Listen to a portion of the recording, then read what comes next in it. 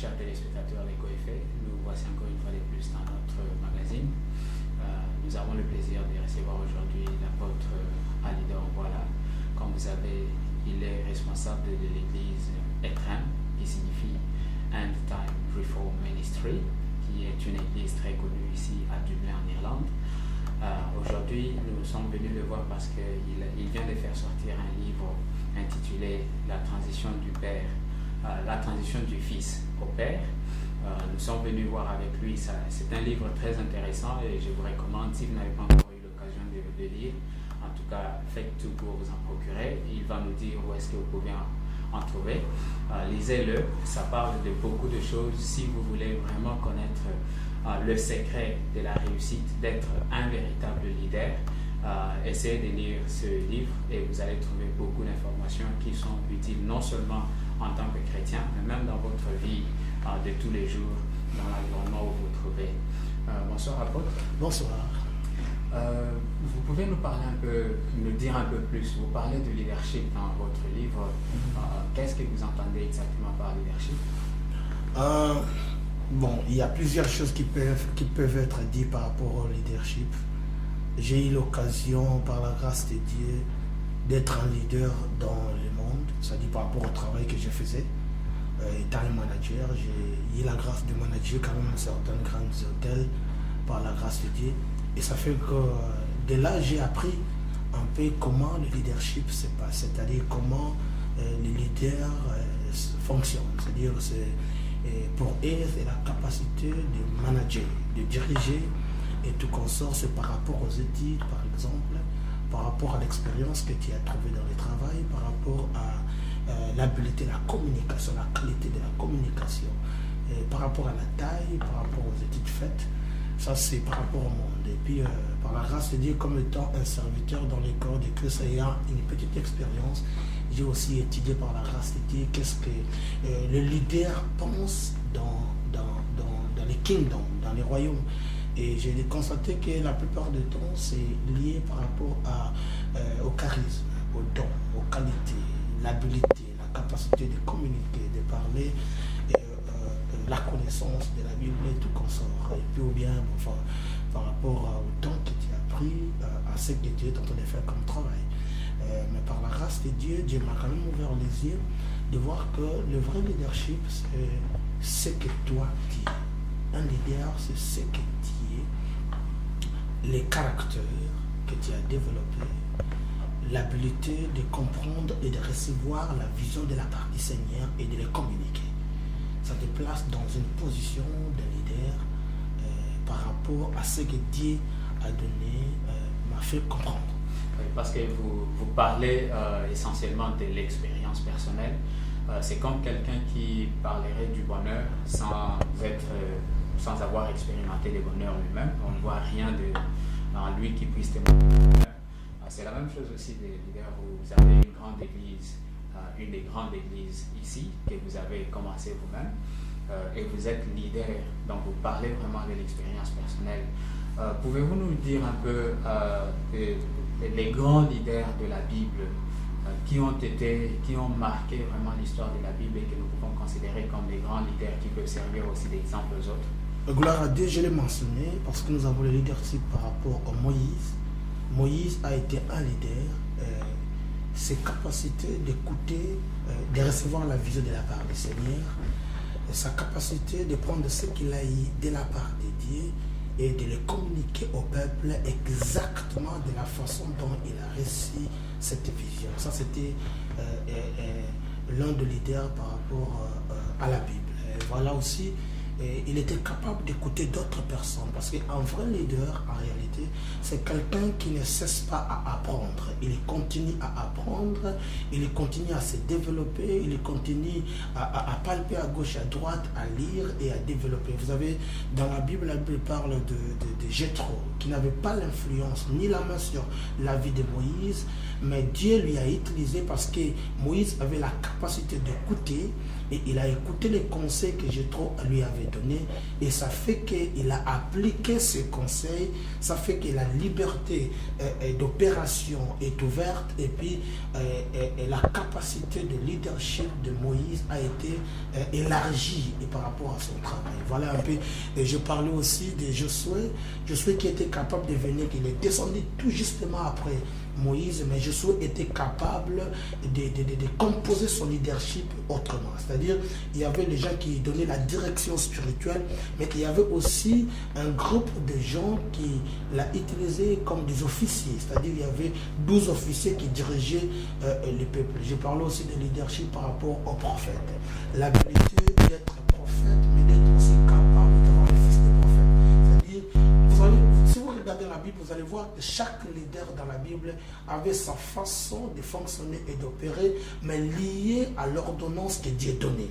Et je parlais aussi de leadership de lui-même Jésus, qui était capable de diviser, d'avoir un peu l'idée claire par rapport à comment diriger le peuple. Il y avait, je les appelle le groupe de 12, et il y a aussi le groupe de 3, il y a aussi le groupe de 1. Et quand je parle du groupe des 3, je parle de Jacques, je parle de Jean, Jacques qui était le responsable de l'église de Jérusalem, je parle de Jean, la personne qui mettait sa tête dans la poitrine de Jésus, je parle de Pierre. Et puis bon, groupe de 1, c'est lui, Jean, dont nous sommes en train de parler. Je suis descendu pour parler aussi, par la grâce de Dieu, de leadership selon quand les apôtres étaient restés. Il y avait une dimension de l'ordre, de discipline, tout le temps qu'il y avait quelque chose, et Pierre qui s'est levé pour parler, et après lui, peut-être c'était Jacques, et puis après lui, c'était aussi Jean, par exemple, ce qui s'est passé à la conférence, à la grande conférence qui s'est passée en Jérusalem, là où les gens pensaient que si pour quelqu'un de devenir un chrétien, il doit passer par la circoncision. Il y avait un enseignement, donc Paul a couru sur Jérusalem pour demander ce qui était avant lui, et comment ça se passe, comment on reçoit les saluts, tout ça. Et puis vous avez vu dans la Bible, dans Actes chapitre 15, que c'était Pierre qui s'était levé, et il a expliqué. Et à la fin, je parlais de leadership par rapport à Paul. Et nous avons vu de là Timothée venir, et ainsi de suite. Voilà. Et pour celui qui n'a pas l'appel d'être un prophète, un évangéliste ou un pasteur, d'avoir une église à conduire, un simple croyant, dans quelle mesure est-ce qu'il peut être leader? Oh, merci beaucoup. C'est de développer, premièrement, ce qu'il a dans lui.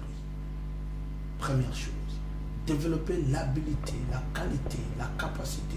Parce que quand nous parlons de qualité et de capacité que nous avons données à part la vision, on peut aussi développer à toi une vision. Ce n'est pas nécessairement une vision qui vient tout droit de Dieu, mais une pensée que tu as captée, que tu as réussi, tu les développes. Et pour fonctionner dans ça, il faut développer par exemple une bonne attitude. Il faut développer une bonne attitude et être consistant, par exemple. Ce sont des choses que j'aimerais aussi développer, parce que j'ai écrit les livres pour que ça soit bénéfique seulement à l'église, mais aussi en dehors des murs des églises. Oui, justement, c'était aussi l'autre question que j'allais poser. Qui est-ce que vous aviez dans la pensée quand, en écrivant ce livre, ce sont seulement les chrétiens ou même ceux qui ne sont pas croyants? Non, parce que les principes qui se trouvent dans ces livres, c'est bénéfique aussi pour ceux qui ne sont pas croyants. C'est la raison pour laquelle, quand vous m'avez posé la question qui est un leader, j'ai essayé un peu d'épingler qu'est-ce qui se passe dans le monde, et j'ai aussi parlé de ce qui se passe dans les royaumes, et j'ai aussi parlé des menaces que nous devons peut-être avoir comme idée, comme un leader. En fait, quand je parlais de leadership, je l'ai fait sortir du fils au père. Par rapport à votre question, je pourrais aussi répondre que, vous savez, si vous avez des modèles qui sont passés devant vous, et vous venez étant un fils, et vous voulez devenir un leader demain, des bons modèles, des gens qui ont été exemplaires pour nous, par exemple, vous devez suivre aussi leur pas. C'est important. Vous allez développer les charismes qu'ils ont utilisés. Je crois que c'est la chose qui nous manque un peu plus pour que nous arrivions à monter ou à changer la dimension du fils et devenir un père qui est un leader. Oui, parce que vous parlez de fils au père, qui doit être considéré un véritable fils? Quels sont les principaux critères d'être un véritable fils, ça doit être un rapport de sang. Vous devez avoir des relations de sang pour être nécessairement considéré comme fils. Pas nécessairement. Mais je pense que la Bible a commencé par ça. C'est-à-dire, Dieu a dit dans Exode chapitre 28, le verset 1, Moïse dit à Aaron de prendre ses fils biologiques, et c'est avec eux qu'ils vont faire le travail du tabernacle. C'est-à-dire, Aaron était un souverain sacrificateur. Et si vous lisez la Bible, vous allez voir juste dans Exode chapitre 28, le verset 1, 2, 3, et que ses fils étaient des sacrificateurs. C'est avec eux que Moïse, ou Dieu avait dit à Moïse de dire Aaron. Ma question était, pourquoi Dieu n'a pas choisi un cousin? Pourquoi Dieu n'a pas choisi une cousine? Pourquoi Dieu n'a pas choisi un neveu ou une nièce? Dieu avait dit qu'il faut que ce soit le fils biologique. Parce que Dieu voulait communiquer un principe par rapport à comment les choses marchent dans le monde spirituel et comment aussi les choses doivent marcher sur la terre. Et il y a eu des principes par rapport à quel devenir un fils, être un fils légitime. C'est-à-dire, quand nous parlons de fils biologiques, les enfants d'Aaron, ils étaient fils légitimes. Mais dans le monde, un fils, c'est quelqu'un qui a l'esprit de son père. Ou dans le monde spirituel, soit dans le monde,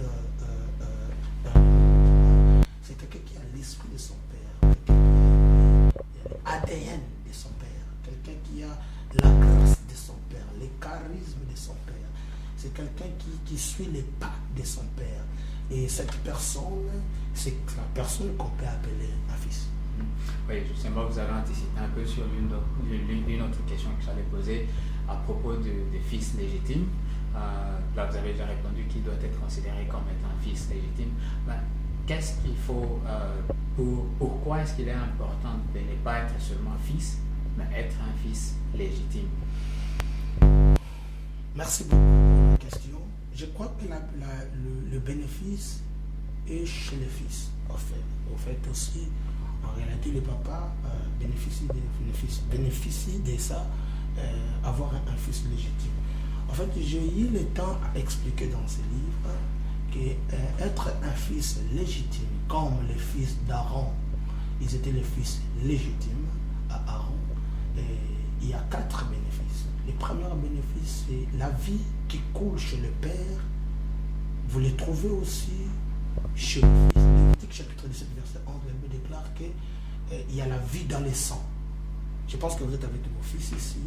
Si vous regardez l'ADN de ces enfants, ou les sangs de ces enfants et vos enfants, vous allez trouver que vous avez le même sang. Et la vie, ça se trouve dans les sangs. Donc, il bénéficie directement de la grâce, de la faveur, de la vie. Parce que moi, je dis, le ministère, c'est un mystère. Si nous voulons parler dans le corps de Christ, ou bien dans le royaume. Et les enfants, là, bénéficient de ce que Dieu a déposé en vous. Et ils le bénéficient directement s'ils sont les vrais fils légitimes. Je vais m'expliquer. Et puis, deuxième bénéfice plutôt, c'est l'alliance. Vous savez, aujourd'hui, cet enfant peut dire que bon, je quitte le père, je m'en vais.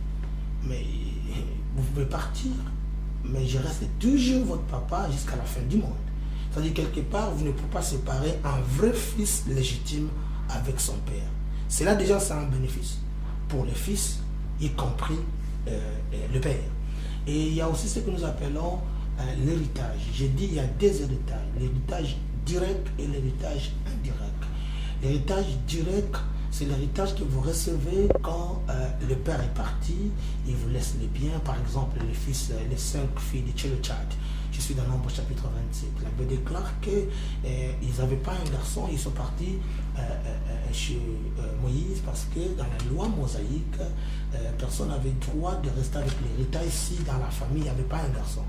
Et à cause de cela, quand ils étaient partis pour voir Moïse, Moïse est parti pour voir Dieu, Dieu a dit qu'on leur accorde cet héritage-là. Mais je parle aussi de l'héritage indirect. L'héritage indirect, vous savez, si vous voyez vos enfants, d'autres commencent à parler comme vous. Ils font des gestes comme le père. C'est-à-dire vous bénéficiez des qualités, des capacités, des dynamismes du papa pendant qu'il est vivant parce que vous êtes seulement ou tout simplement un fils légitime. Et à la fin, j'ai parlé de la succession. La raison pour laquelle Josué est resté comme un successeur après la mort de Moïse, c'est tout simplement pas parce que Moïse avait imposé le maire à Josué. Regardez un scénario.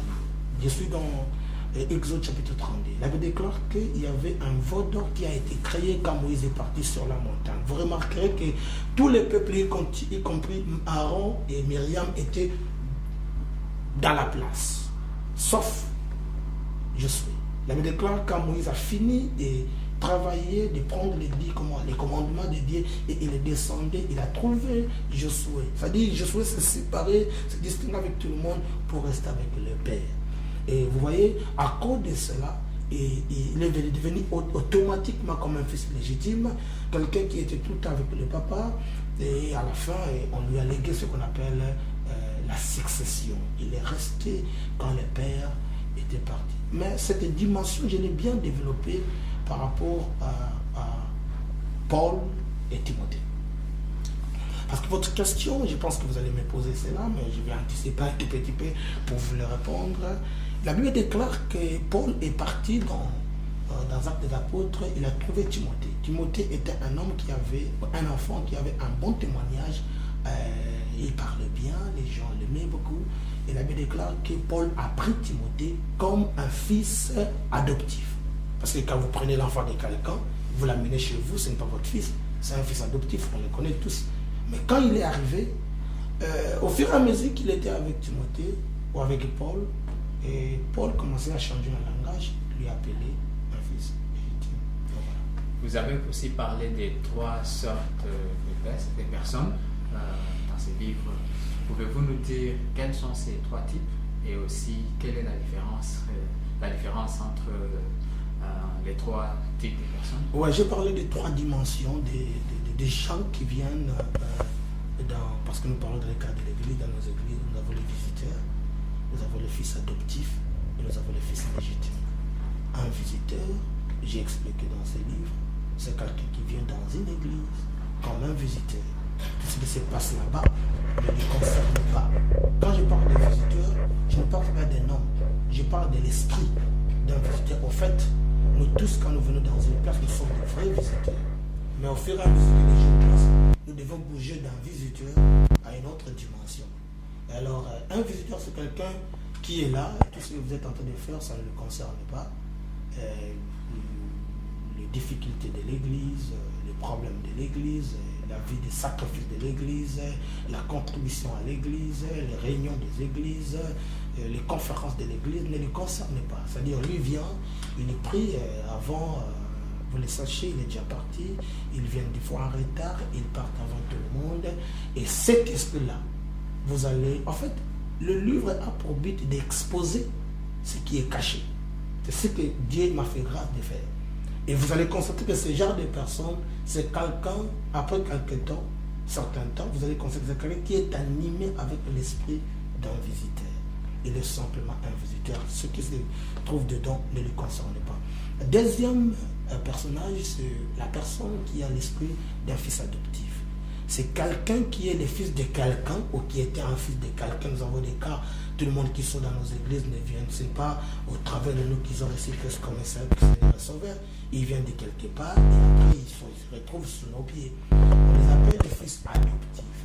Maintenant, un fils adoptif aussi, c'est normal que quelqu'un soit un fils adoptif, mais au fur et à mesure que les jours passent, il doit bouger d'un fils adoptif de devenir un fils légitime. Pourquoi je dis ça? Parce que si l'esprit d'un fils adoptif entre dans la personne, qu'est-ce qui se passe? Vous allez voir que la personne, il va venir et commencer à impliquer dans le système l'esprit de là où il a été. C'est-à-dire, vous trouvez des lavages comme ça aussi. Là où on était, c'était pas comme ça. Or, si vous regardez la différence entre tous les leaders que j'ai donnés, c'est-à-dire Moïse opérait autrement que Josué, bien que Josué était le fils de Moïse, vous allez voir que les prophètes opéraient autrement. Au temps des apôtres, il y avait une autre opération, une autre dimension. Au temps de Paul, il y avait une autre opération, une autre dimension. Mais le fils adoptif qui est influencé ou impacté avec l'esprit, l'adoptive, vous allez voir, il va commencer, en d'autres termes, après avoir pris beaucoup de temps, resté avec vous beaucoup de temps, il va entrer dans un domaine qu'on appelle le domaine de la compétition. Il commence à mesurer ce qu'il est en train de voir ici et de là où ils étaient venus. D'autres ont raison, mais ce n'est pas nécessairement qu'ils ont raison. Parce que vous ne savez pas pourquoi les choses se font comme ça ici. C'est tout simplement parce que la vision est autre. L'homme de Dieu a été appelé autrement par rapport à là où vous étiez. C'est la raison pour laquelle là, le fils adoptif, c'est quelqu'un qui entre près de vous. Il entre réellement où il s'approche réellement de vous. C'est-à-dire qu'il connaît un peu le système, mais il ne s'adhère pas dans son cœur. C'est-à-dire qu'il ne s'introduit pas dans le système, mais il s'approche près de vous. Et c'est très dangereux. Ce sont des gens qui détruisent les leaders au fur et à mesure que les jours passent. Il est dans le système, il écoute ce que vous êtes en train de dire, il voit comment le système fonctionne, mais lui n'est pas là. Et au fur et à mesure qu'il y a une occasion qui se présente, vous allez voir maintenant que les ailes de là où ils étaient venus commencent à sortir, et de là, ça porte ce marque du trompe. Et le fils légitime, c'est quelqu'un qui est réellement dans la maison. Un fils qui reçoit votre esprit. Un fils qui devient un doublure. D'après le langage de l'apôtre Paul à Ephésiens chapitre 4 verset 19, qui devient un vrai doublure, quelqu'un qui est dans la maison, ce qui se passe dans la maison lui concerne, la vie du Père lui concerne, les soucis des âmes lui concernent, il devient dans la maison, il parle pas différent de ce qui s'est fait dans la maison. Non. Okay, ouais. Et qu'est-ce qu'il faut pour devenir un véritable fils légitime, les caractéristiques ou les étapes à suivre pour quitter l'étape de fils et devenir un père? L'apôtre Paul a essayé de donner certaines caractéristiques pour que quelqu'un quitte, par exemple, quitte un père, quitte un fils pour devenir un père. Il faut être au pied, première chose, de l'idée ou du père. Lui observer, voir comment il marche, voir comment il se développe. Dans ce qui concerne l'apôtre Paul, nous avons compris que l'apôtre Paul, avec Timothée, Timothée a développé la capacité de laisser à côté son propre agenda. De laisser à côté son propre agenda. Il était capable de travailler sur son père. Il absorbait. Il était un récipient. C'est-à-dire, tout ce que le père donnait, il le recevait. Et il le développait. Et c'est ces choses et ces principes qui lui permettaient, au fur et à mesure que les jours passaient, il est devenu un père pendant qu'il est un fils. C'est-à-dire, il a créé un pont en quittant un père, un fils plutôt, pour devenir un père. Il n'avait pas un calendrier caché, il était dévoué par rapport au travail, et au fur et à mesure qu'il continuait à faire ça, l'homme s'est développé, et c'est de la raison pour laquelle l'apôtre Paul disait, je vous envoie Timothée, je suis déjà content de ce que je vais écouter quand il va faire le travail, parce qu'il travaille comme moi dans le ministère. Et qu'est-ce qui fait la différence d'un leader à l'autre? Et moi, en tant que fils, qu'est-ce qui peut m'inspirer et me pousser à devenir leader comme mon leader? Et il y a beaucoup de choses. C'est-à-dire, on doit voir au leader la capacité d'écouter Dieu. C'est-à-dire la vision qu'il a reçue de la part de Dieu. Il faut être, vous savez, les leaders sont différents. Les leaders sont différents. Je crois qu'avant que Timothée se donne à l'apôtre Paul, il a constaté aussi, lui, l'apôtre Paul était un récipient. C'est-à-dire, il a reçu de la part du Seigneur, ça c'est la première chose. L'apôtre Paul était consistant par rapport à son travail. C'est-à-dire, c'est quelqu'un qui n'était pas bougé par rapport au vent. Je vais vous donner l'histoire d'un leader dans la Bible. Par exemple, quand Jacob parlait à son premier fils, qui était un leader, il a dit le fils là, le Ruben, qui était le premier-né, représentait un leader. Il a dit il n'était pas consistant par rapport, parce qu'il est parti, il a couché avec la femme de son père. C'est-à-dire il était impétueux comme de vent. il n'était pas consistant. Et c'est quelqu'un qui n'avait pas un caractère fort. Mais or, un leader, pour qu'un fils arrive à adhérer à la vision ou à être inspiré, devenir un père, il va voir à son père, première chose, la capacité d'écouter Dieu, et un caractère élevé, une attitude appropriée d'un père, résistance par rapport aux épreuves. Toutes ces choses permettent à un fils d'apprendre et entrer dans le système et avoir le désir de devenir un jour un père. Vous êtes vous-même leader, donc vous parlez personnellement de quelque chose que vous avez expérimenté. Quels sont les hauts et les bas que vous avez connus pour être ce que vous êtes aujourd'hui, pour devenir leader, un grand leader comme vous l'êtes aujourd'hui? Un grand leader. Gloire à Dieu, merci. De ne pas permettre au malfonctionnement, ou soit aux déceptions des gens, de tuer la qualité et la capacité de leadership qui sont en vous. Quand vous écoutez l'apôtre Paul est en train de dire qu'il a été un vrai fils pour moi, de Timothée bien entendu, parce que toute autre personne faisait leur business, mais ils ne s'occupaient pas des âmes, ils étaient à gauche et à droite. Mais Timothée était un vrai fils, il est resté à mon côté et il m'a servi comme un fils. Ça veut dire, en d'autres termes, l'apôtre Paul a rencontré des gens dans sa vie, ou d'autres fils qui n'ont pas été fidèles, qui l'ont déçu, qui l'ont rejeté, qui n'ont pas reconnu l'habilité de leadership qu'il était en lui. Mais si les gens ne reconnaissent pas le leadership qui est en vous, cela n'est pas grave. Cela ne vous pousse pas à se diminuer aussi longtemps que vous êtes un leader.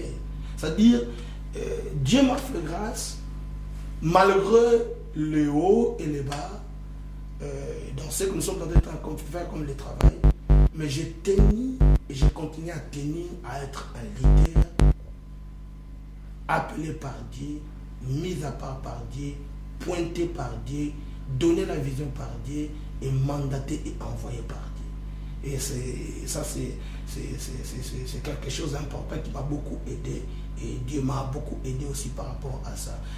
Pour le bas, pour le haut, peu n'importe ce qui arrive, peu n'importe les exploits, peu n'importe les qualités.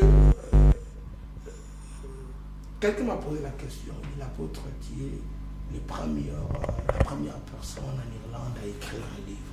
Qu'est-ce que ça vous fait? Je dis rien. Je dis rien. Rien. Gloire à Dieu, Dieu m'a fait grâce. Le fait que je l'ai écrit premier, ça ne me fait pas premier par rapport aux autres. Parce qu'il y a déjà que Dieu a donné beaucoup de qualités dans cette ville. Peut-être moi, Dieu m'a donné un peu la révélation avant d'autres personnes. Mais ça ne fait absolument. C'est-à-dire les exploits dans les ministères, les grandes choses qu'on accomplit par la grâce de Dieu, et les choses que Dieu fait au travers de nous, ne nous positionnent pas n'arrivent pas au-dessus d'autres personnes. C'est-à-dire, on a l'habilité de maîtriser les qualités que nous sommes en train d'exposer par la grâce de Dieu en étant simple, en étant une personne normale, et être avec tout le monde. C'est comme on dit que l'orgueil précède la chute. Oui, c'est vrai, il est aussi facile de voir quelqu'un dans la gloire comme vous êtes aujourd'hui. On voit que vous êtes conducteur d'un si grand ministère comme Etrem. Mais comment est-ce que vous avez commencé pour être là où vous êtes aujourd'hui? Parce que ce n'est pas tel qu'on vous connaît aujourd'hui que vous avez commencé. Comment est-ce que cela a commencé? En fait, mon histoire a commencé depuis longtemps. Moi, j'ai commencé le ministère en Allemagne. J'ai dirigé une église en Allemagne. Dieu m'a appelé, c'était une grâce que Dieu m'avait faite. J'avais une église dans une ville qu'on appelle Halle. Et à cette époque-là, j'habitais là-bas. Et partir de cela, j'ai commencé à apprendre beaucoup de choses. En fait, j'ai resté comme Seigneur à Kinshasa, c'est pas ici. J'ai été baptisé, j'avais d'autres activités à Kinshasa, mais à Kinshasa, je n'avais pas dirigé une église. Et puis bon, Dieu m'a fait grâce. En Allemagne, j'ai commencé et j'ai dirigé une église. C'est de là que j'ai laissé l'église en Allemagne et je suis venu en Irlande. J'ai côtoyé une autre église d'où je ne voulais pas avoir des responsabilités, parce que quand je suis arrivé, j'ai parlé quand même au leader que je viens d'une église en Allemagne d'où j'étais un leader, je l'ai laissé là-bas, mais je viens ici pour voir un peu, observer tout ça. Comme je chante bien, j'aime bien chanter et je voudrais bien chanter. Je suis entre la chorale, j'ai chanté et par la grâce de Dieu, et les jours que Dieu m'avait convaincu de quitter l'église, j'ai parlé au pasteur, en tout cas que Dieu vous bénisse par rapport au temps. J'étais seulement là pendant 7 mois. Pendant 7 mois et après 7 mois, j'ai quitté. Et puis Dieu m'a connecté avec un homme de Dieu par rapport à ma formation qui s'appelle Anakle Bongoudi. Il est en Belgique. C'est un homme là a fait beaucoup de travail aussi dans ma vie. Dieu m'a béni parce que l'église que j'ai dirigée en Allemagne, c'était pas ma vision, c'était la vision de l'apôtre Martin Dongala, qui est mon père ministériel, c'est lui qui m'a ordonné. Et mais quand je suis venu ici, j'ai travaillé avec d'autres collaborateurs après avoir chanté dans l'église, et après avoir fini, je crois pour moi la mission que Dieu m'avait donnée, que j'avais dans cette église-là que j'étais. Et j'ai rencontré le pasteur Anakle qui m'a beaucoup façonné, qui m'a beaucoup aidé. La personne reste un modèle pour moi. Et de là que j'ai travaillé avec lui pendant un certain temps. Et après, à l'an 2000, c'est de là que pendant la prière, j'ai vu la vision. Jésus m'est apparu, j'étais en jeûne et je faisais rigoler quelqu'un que je jeûne 21 jours, je ne vois rien. Parce que moi, en réalité, je ne voulais pas être pasteur. Je disais aux gens, je me moquais, je disais que les pasteurs ne sont pas comme moi. Je ne voulais pas devenir un serviteur de Dieu. Mais Dieu m'a fait grâce. Alors je l'ai cherché pour voir et pour lui demander pourquoi il me choisissait. Alors avec multiplication des prières, des jeûnes et prières, un jour, vers l'an 2000, Jésus m'est apparu. C'est de là que j'ai reçu la vision. Et à partir de là, j'ai passé beaucoup de moments de peine et de difficultés. Il y a des signes que Jésus m'avait montrés. Tous ces signes s'accomplissent petit à petit dans ma vie. Et de là, bon, j'ai continué à apprendre comme un enfant, à lire, à étudier, passer au travers les faits. Et de là que Dieu est en train de me façonner, je deviens de plus en plus ce que vous voyez. Et basé sur votre expérience personnelle et votre marche personnelle, qu'est-ce que vous pouvez conseiller le plus à un enfant qui veut devenir père? Je conseillerais d'être fidèle sous les pieds de celui que Dieu a donné ou lui a donné comme père. D'être fidèle. Je parle de père, d'un père. Parce que le problème ici que nous avons, ce n'est pas tout le monde qui est ton père. Il y a des gens qu'on appelle père. Le fait de passer dans une place, cela ne te fait pas l'enfant de la personne. Ça doit être clair. Tu n'es pas le fils. Parce que moi, j'ai des collaborateurs qui étaient avec moi. Ils n'ont jamais été mes fils. Ils ont passé dans ces ministères et demain, Dieu les a appelés dans leur business. Ils sont pasteurs aujourd'hui. Je n'ai jamais osé de dire à ces gens-là que vous êtes mes fils parce que vous avez passé ici. Non. Peut-être je peux utiliser un autre collaborateur, un compagnon de travail, quelqu'un qui a... Surtout si, dans mon cas, quelqu'un qui avait déjà une église, qui dirigeait une église, donc, et puis j'avais déjà un père. Donc, voilà un peu. J'ai conseillé à la personne qui est sous les pieds d'un père, qu'il considère ses pères comme père, comme papa, comme un guide. Si vous lisez dans mon livre, vous allez trouver l'apôtre Martin Dongala, qui est mon père au ministère, celui qui m'a ordonné. Il a écrit derrière que j'ai été un fils, je continue à être un fils fidèle pour lui. Alors, je connais l'apôtre Martin plus que 15 ans. Donc, s'il dit ou s'il fait de tels commentaires, cela veut dire que ça vient de tout son cœur. Parce qu'il a écrit ça, on l'a mis dans ses livres. C'est la raison pour laquelle quelqu'un a dit, quand je lis ces commentaires, ça te donne maintenant un droit légitime d'écrire à d'autres personnes from sonship to the fatherhood, la transition du fils au père. Parce que si tu n'étais pas, ou s'il n'y avait personne qui devait témoigner que toi tu étais un fils légitime ou un fils fidèle, tu n'avais pas droit de l'écrire. Je lui ai dit que tu as raison. Juste avant de conclure, pour nous dire où est-ce que nous pouvons nous procurer, pour quelqu'un qui veut se procurer ces livres, où est-ce qu'il peut le trouver. Vous pouvez aussi terminer avec un dernier mot, un conseil à tous ceux qui liront ou qui n'ont pas encore eu l'occasion de lire ces livres. Pour le procurer, pour l'instant, nous sommes en train de travailler dessus pour le mettre sur dans notre site.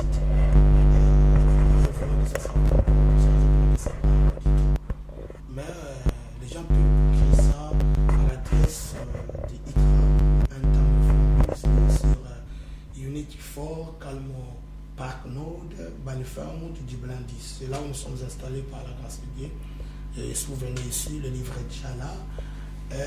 Pour le lecteur, les gens, les responsables des églises, pour les pasteurs,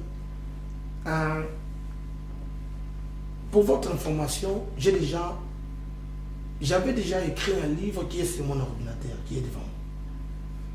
Mais Dieu m'a convaincu autrement par rapport à ma position étant qu'un apôtre dans le corps de Christ. J'ai observé, j'ai vu que les grands problèmes que nous avons, c'est le même problème que nous avons dans nos pays africains. Il n'y a pas de père et il n'y a pas non plus de fils. C'est-à-dire les gens sont dans les néants, qui suivent comme exemple. On n'a pas beaucoup de temps de parler de ces choses. Un jour, Dieu nous permettra. Les problèmes que nous avons au Congo, par exemple aujourd'hui, c'est parce que où sont les pères? S'il y a des pères, où sont les fils? Parce que tout le monde veut devenir fils avant ce principe. Et c'est ce qui fait que nous n'avons pas des papas, parce que les papas sont occupés à remplir leur calendrier, à répondre à leurs invitations et puis à laisser des packs, des traces dans leur ministère. Mais pour le livre, je vais conseiller, parce que j'ai expérimenté en Afrique partout, que le livre, c'est un manuel. Un manuel qui permet aux hommes dédiés d'utiliser ça dans leur études bibliques, dans leurs conférences. Et on a beaucoup des échos, même à Dipley, par la grâce de Dieu. Il y a des pasteurs qui utilisent ça pour leurs collaborateurs. Parce qu'avec tout ce que Dieu m'a donné comme grâce à écrire dans ces livres, ça fait que quand il donne ces livres à quelqu'un, il lit le premier ou deuxième chapitre, la personne commence à se mettre, est-ce que je suis un fils, ou je suis un fils adoptif, ou je suis un fils légitime. La personne se positionne directement. C'est-à-dire le livre lui-même fait déjà un travail avant que toi tu parles. Pour d'autres amis ou serviteurs, ils utilisent ce livre pour de leadership training. Parce que l'idée de ce leadership training, de ce livre aussi, est venue par rapport à l'école que j'ai mis en place par la grâce de Dieu depuis l'an 2005, que j'appelle Wisdom School, qui me permet d'aller partout dans le monde et donner des enseignements aux hommes de Dieu, aux anciens dans les églises, aux responsables ainsi qu'aux équipés dans les églises. Je conseillerais à toute personne qui veut devenir un leader, qui est un leader, qui est un travailleur dans un ministère, de procurer le livre, parce que je pense que c'est une bénédiction de ce livre. Toute personne qui a déjà acheté ce livre, en tout cas, il nous porte disons des fleurs ou des félicitations par rapport à ce qu'ils ont trouvé dedans. Avec toute humilité, je crois que le livre, c'est une bénédiction, pas pour des églises, mais pour le corps de Christ. Pour le mot, le dernier mot, je bénis tous les peuples de Dieu. Continuez à nous supporter, à prier pour nous. Nous pensons faire plus que cela. Et avec tous les soutiens de membres du corps du Christ, des églises qui nous aiment, qui nous supportent, de continuer à prier pour nous parce que, vous savez, le travail n'a jamais été facile. Voilà, que dire, Chris. Merci beaucoup, c'est l'apôtre Alidor. Voilà, il est responsable du ministère ETREM, End Time Reform Ministry. Vous pouvez trouver les détails sur ce livre en allant sur etrem.org et nous mettrons aussi des détails sur votre site préféré, exaltnews.com. Merci et à la prochaine.